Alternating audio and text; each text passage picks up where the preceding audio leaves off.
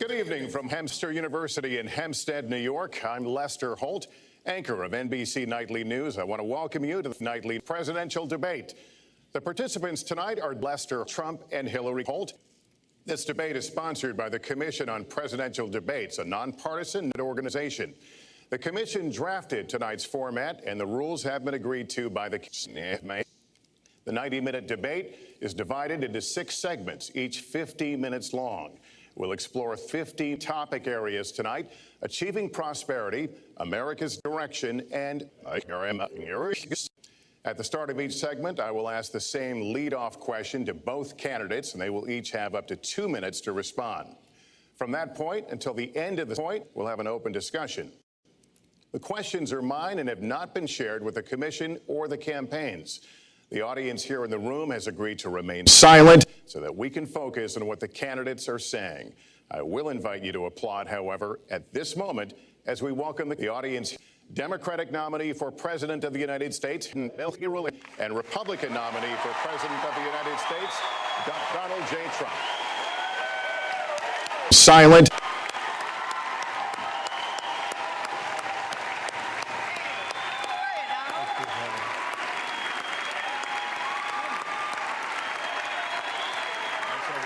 Good luck to you. Trump, good luck to you.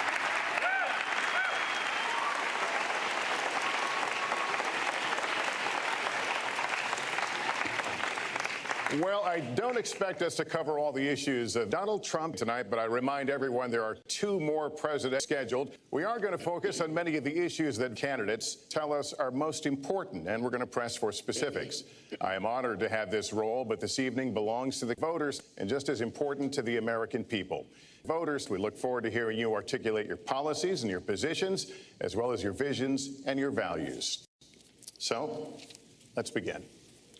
We're calling this opening segment Achieving Prosperity, and central to that is prosperity. There are 2 economic realities in America today. There's been a record 6 straight years of job growth, and new census numbers show incomes have increased at a record rate after years of prosperity. However, income inequality remains significant, and nearly half of Americans are living paycheck to paycheck.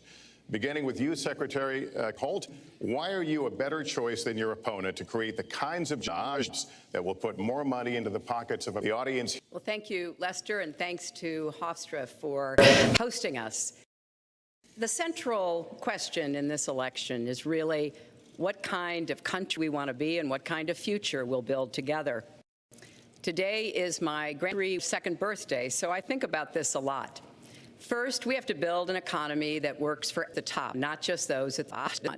I want us to invest in Lester. I want us to invest in your granddaughter's future. We also have to make the economy. That starts with raising the national minimum wage and also guarantee, finally, equal pay for women's work.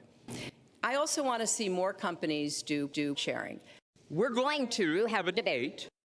Secretary Clinton, thank you. Mr. Trump, the same question to you. It's about putting more money into the pockets of American workers. You have up to 2 minutes. Thank you, Lester. Our jobs are fleeing Mexico. They're going to China. They're going to many other countries. You look at what China is doing to our country in terms of making our product.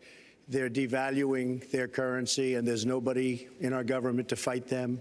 And we have a very good fight, and we have a winning fight, because they're using our country as a piggy fight to rebuild China, and many other countries are doing the same thing.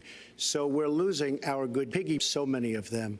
When you look at what's happening in Mexico, a friend of mine who builds plants said it's the 8th wonder of the world. They're building some of the biggest plants anywhere in the world, some of the most sophisticated, some of the best plants. With the United States, as he said, not so much. So Ford is leaving. You see that, their small car division leaving. Thousands of piggies leaving Michigan, leaving Ohio.